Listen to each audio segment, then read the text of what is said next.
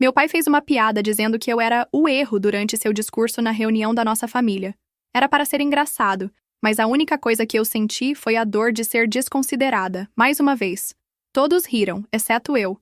A sala estava cheia de risos, e eu estava ali, parada, engolindo a vergonha. Enquanto todos continuavam a se divertir, eu, sem dizer uma palavra, peguei minhas coisas e fui embora.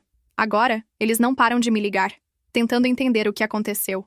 E eu, pensando em como isso me afetou, estou aqui refletindo sobre o que aconteceu, compartilhando com vocês um momento da minha vida que, até hoje, me deixa dividida. Não sei se estou pronta para falar sobre isso, mas talvez seja o momento de desabafar.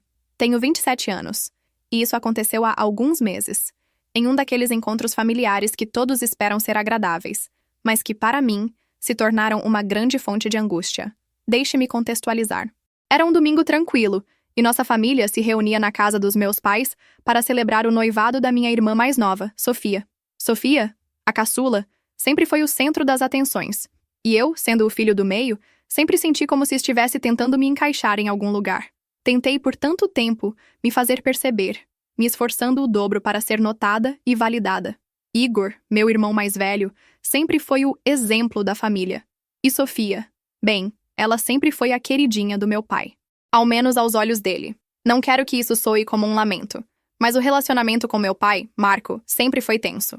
Não que ele seja uma pessoa má, mas ele sempre esteve mais preocupado com como as coisas parecem aos outros do que com o que realmente está acontecendo dentro de casa. E quando se trata de mim, é como se ele sempre estivesse me jogando na comparação.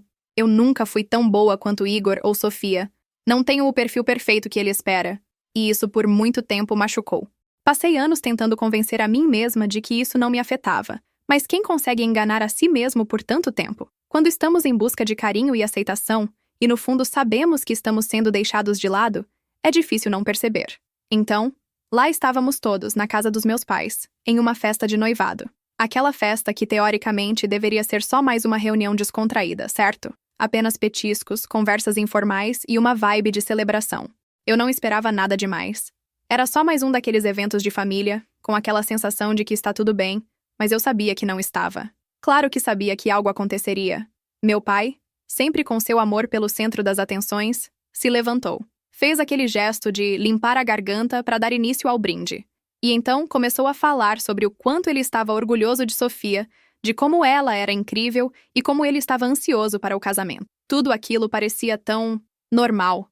Um discurso de pai. Até que, no meio de tudo isso, ele soltou. E claro, não podemos esquecer da Rita, minha filha do meio, meu bebê surpresa. Eu realmente achei que tinha ouvido errado. Todo mundo ficou quieto por um segundo, como se a piada tivesse ficado suspensa no ar. E então as risadas começaram. Mas naquele momento, percebi que não tinha me enganado. Bebê surpresa. Era assim que ele me descrevia, em voz alta na frente de todos, com um sorriso no rosto. Não sei se Marco estava tentando ser engraçado, mas naquele momento tudo ficou silencioso. Uma piada tão insensível e tão cruel, e ele não pareceu perceber o peso disso. Sofia e Igor estavam lá, rindo, como sempre. E minha mãe, Ana, com aquele sorriso educado, tentando fazer de conta que era só uma piada de família. Mas, por dentro, eu sentia como se estivesse me afundando. O ar parecia ter sumido. Eu podia sentir meu peito apertando e minha respiração ficando mais difícil. Não era só a piada. Era a forma como ele a disse, como se fosse algo normal, como se fosse uma verdade, algo com o qual eu deveria me conformar. Ele continuou. Rita, ela chegou antes do esperado. Foi uma surpresa, mas olha, ela está bem agora, né? Nesse momento, eu podia sentir meu rosto esquentando, minhas mãos tremendo. Não era a primeira vez que ele fazia isso. Já tinha sido assim outras vezes, mas sempre de forma mais sutil. Algo em segredo entre ele e minha mãe, algo que ele dizia quando achava que ninguém estava ouvindo. Mas agora, foi diferente. Ele me fez de piada na frente de todo mundo, e todos riram. Não sei porquê, mas dessa vez me doeu. Eu não consegui segurar mais. Foi como se ele me tratasse como se eu não fosse nada mais do que uma piada, como se eu não fosse importante o suficiente para ele sequer se importar. E ninguém ali pareceu se importar. Olhei ao meu redor, vi as pessoas com quem eu cresci, e de repente, me senti uma estranha na minha própria família. O homem que deveria estar do meu lado, que deveria me apoiar e me proteger, estava lá, na frente de todos, me humilhando sem nem ao menos pensar nas consequências. Eu fiquei ali, parada, sem saber o que fazer, até que algo dentro de mim quebrou, Não aguentava mais ser o alvo das piadas. Levantei, peguei minha bolsa e saí, sem falar uma palavra. Eu fiquei ali, com o telefone na mão, sentindo um peso esmagador. As palavras de Marco estavam ainda ecoando na minha cabeça. Ainda estou esperando você crescer. E naquele momento, algo se acendeu dentro de mim. Meu pai sempre me fez sentir que eu era a que precisava mudar. Ele sempre me tratou como se eu fosse o problema da família. A culpa sempre foi minha, mas agora percebi que não era eu que precisava crescer. Era ele quem precisava entender que, por tanto tempo, me tratou como se fosse uma criança, mesmo depois de eu ter crescido. Não importava o quanto eu tentasse. Não importava quantos anos eu tivesse, quantas batalhas eu tivesse vencido, quantas vitórias eu tivesse conquistado. Nunca era o suficiente para ele. A aprovação dele sempre foi inatingível. Eu apaguei a mensagem imediatamente, sem ouvir o resto.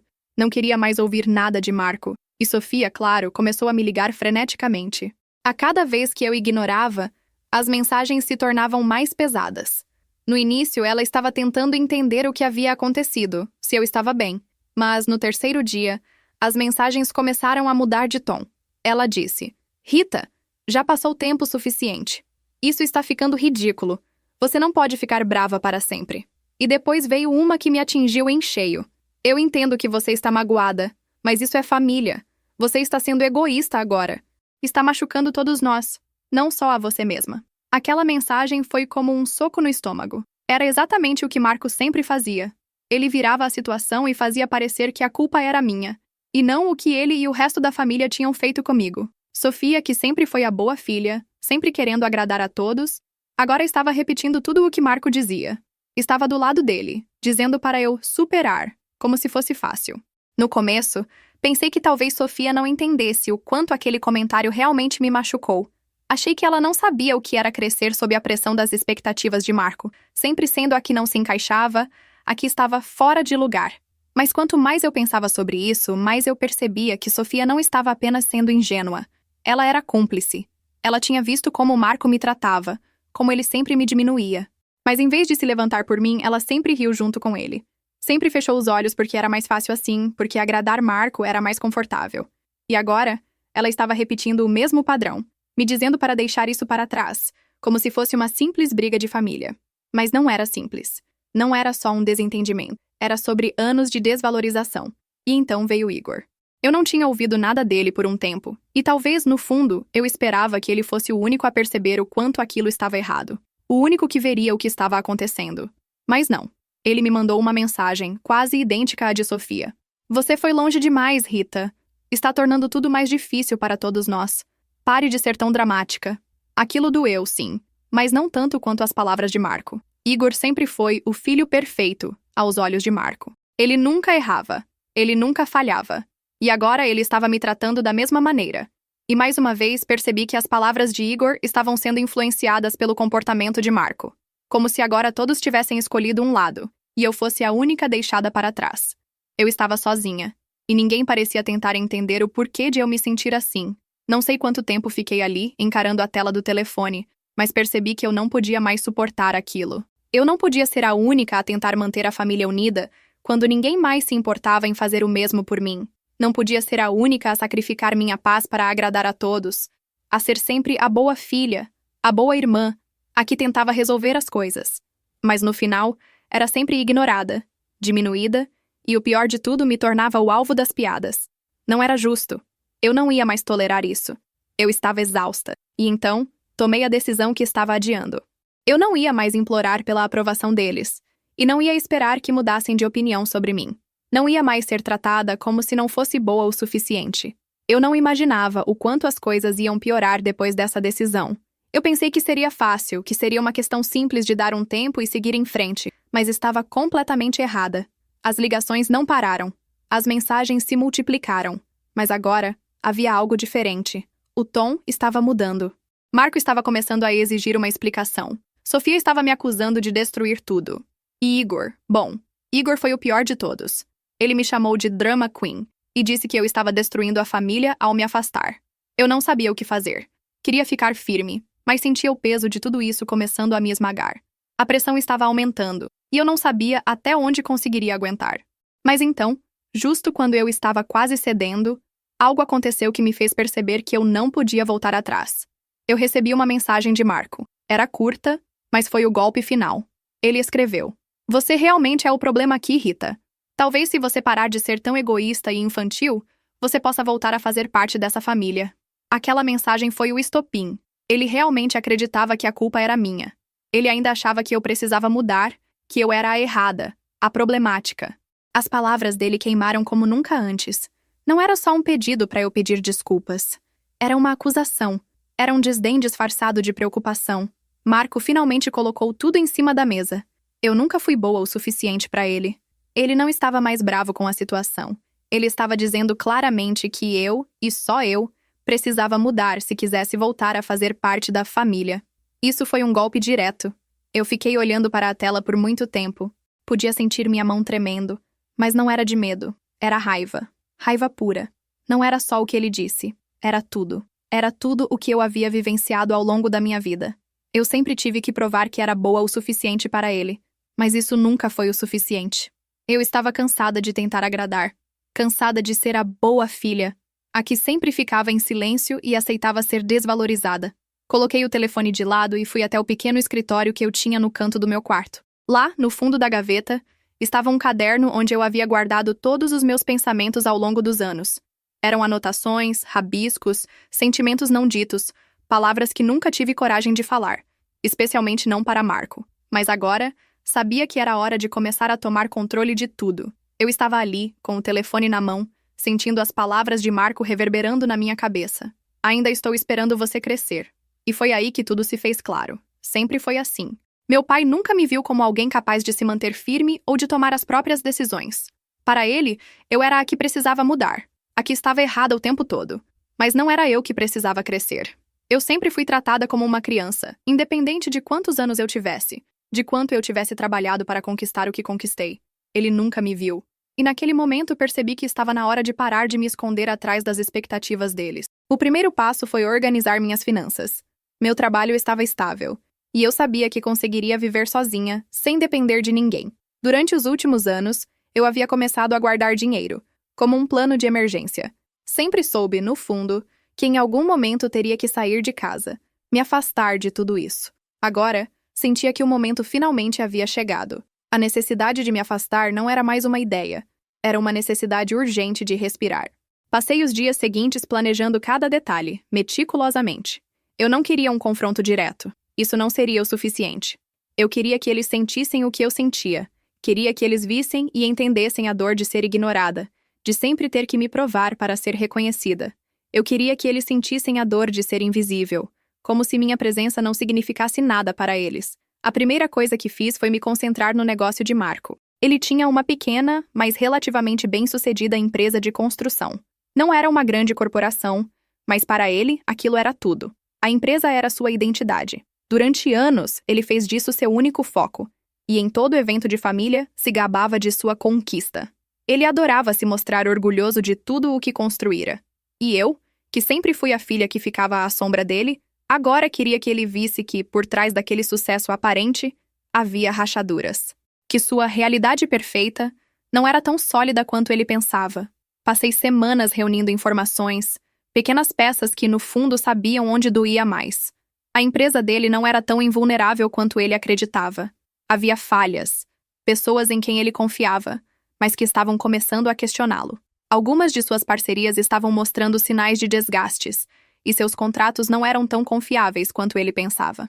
Eu não queria destruir sua empresa, mas queria que ele sentisse o que eu havia sentido. Queria que ele percebesse que até o que ele construíra com tanto orgulho estava prestes a desmoronar. Então, entrei em contato com algumas pessoas que poderiam afetar a imagem dele. Não foi nada ilegal, mas fiz o suficiente para criar desconforto. Liguei para alguns contatos, espalhei rumores nas rodas certas. A reputação dele, que parecia tão sólida, começou a desmoronar aos poucos. Não foi algo exagerado, mas o suficiente para fazer ele questionar tudo o que havia construído. Enquanto isso, as mensagens de Sofia e Igor não paravam de chegar. Eles não entendiam por que eu não voltava, por que estava tornando tudo mais difícil. As mensagens estavam se tornando cada vez mais duras. Sofia me acusava de destruir a família, de ser infantil. Igor me mandava mensagens dizendo que eu precisava superar isso, que estava arrastando todos para baixo com o meu drama. Mas eu não respondi. Não queria mais me justificar. Não tinha vontade de responder. Mas Marco, ele era outra história. Eu podia sentir a pressão se acumulando. Cada ligação, cada mensagem de Marco me fazia sentir mais e mais o peso das consequências. Ele não estava mais apenas bravo. Ele estava desesperado. As mensagens dele demonstravam uma preocupação crescente. Algo estava começando a dar errado com a sua empresa. E ele estava começando a perceber que não tinha mais o controle. Mas em vez de admitir que as coisas estavam se desmoronando, ele tentou me culpar, como se eu tivesse orquestrado tudo isso, como se fosse minha culpa que as coisas estivessem começando a desmoronar. Ele chegou até a me enviar uma mensagem dizendo: "Se você não voltar, você vai ser responsável por destruir tudo o que eu construí." Eu não conseguia segurar a risada. Como ele conseguia sempre dar a volta por cima e me fazer sentir culpada? Era quase cômico, mas ao mesmo tempo, me fazia sentir uma dor profunda. Eu não era responsável por nada disso. Ele mesmo havia destruído tudo, e eu só dei um passo atrás. Ele estava começando a ver os primeiros sinais de que sua realidade não era tão sólida quanto pensava, e agora ele tentava me culpar por isso. Uma semana se passou, e as coisas começaram a ficar ainda piores para ele. A empresa de Marco começou a enfrentar problemas. Reclamações começaram a surgir sobre projetos atrasados, e clientes começaram a desistir dos contratos. Nada muito grave, mas suficiente para deixá-lo nervoso. Ele sempre foi péssimo lidando com estresse, e agora estava vendo seu castelo de cartas ruir. A pressão estava visível nas mensagens que ele me mandava. Ele me ligava com mais frequência, exigindo explicações. Ele até me ameaçou, dizendo que viria até o meu apartamento se eu não respondesse. Nesse ponto, eu sabia que estava na hora de agir. Eu não ia mais ficar calada. Eu não ia deixar ele continuar fingindo que eu era o problema. Ele precisava ver o que ele havia feito. Então, uma noite, quando eu sabia que ele estaria em casa, fiz o que sabia que o atingiria profundamente. Mandei uma mensagem curta e direta. Aproveite as consequências. Eu não sou mais seu saco de pancadas. E então bloqueei o número dele. Quando bloqueei Marco, senti uma mistura estranha de alívio e poder. O caos havia se acumulado por tanto tempo que parecia que eu estava segurando a respiração, esperando o momento certo para finalmente respirar fundo. Eu não estava apenas me afastando de uma família que não me compreendia. Eu estava finalmente tomando o controle da minha vida. Eu não estava mais focada em vingança. Eu estava buscando a minha paz. E as consequências vieram, como eu sabia que viriam. Eu não acho que ninguém poderia prever o quanto tudo ia se desmoronar depois que eu fui embora. Achei que o pior já tinha passado. Mas, na verdade, foi quando a tempestade realmente começou. Marco estava furioso. Eu podia sentir isso antes mesmo de ele me ligar. A cada poucas horas, meu telefone vibrava com mensagens dele exigindo uma explicação. No início, as mensagens eram as típicas, do tipo: "Você está exagerando" e "está sendo ridícula". Mas logo elas começaram a se tornar mais pessoais, mais cortantes. "Você realmente acha que essa é a solução?" Ele escreveu. "Você acha que eu não me importo com você? Você me acha um monstro? Você está errada, Rita." Eu não respondi. Não uma única vez. Cada palavra estava como uma faca cortando o ar entre nós, e a dor de não poder me defender estava ficando cada vez mais insuportável. Mas sempre que pensava em ceder, vinha à minha mente aquela noite. Como ele me fez de piada na frente de todo mundo, como se eu fosse apenas um detalhe insignificante da vida dele. Como ele me humilhou sem nem ao menos se preocupar. E então percebi. Eu não era a pessoa que precisava pedir desculpas. Ele sim. Ele era o problema. Enquanto isso, o peso sobre o negócio dele aumentava. Não eram mais apenas os boatos. Agora, as pessoas começavam a falar abertamente sobre os projetos falidos dele. Ele estava enfrentando problemas com os empreiteiros. Alguns fornecedores estavam começando a desistir dos contratos, e o pior de tudo, seus próprios clientes estavam questionando a credibilidade dele. Não era um colapso total, mas as rachaduras estavam aparecendo, e ele não gostava nada disso. Eu podia sentir isso nas mensagens que ele me mandava, pressionando-me a falar com ele, tentando de todas as formas chamar minha atenção. Ele até chegou a me ameaçar. Disse que viria até o meu apartamento se eu não respondesse. E naquele momento, eu sabia que não podia mais voltar atrás. Eu não seria mais a única tentando manter a família unida quando ninguém mais se importava em fazer o mesmo por mim. Agora, eu estava fazendo algo por mim mesma, algo que nunca tinha feito antes. Eu estava escolhendo minha paz. Ele sempre achou que eu era o problema, mas a verdade é que ele estava afundando sozinho, sem perceber que suas ações estavam destruindo tudo ao seu redor. E eu não ia mais ser a pessoa que o segurava. Não se tratava mais de vingança, nem de me mostrar superior.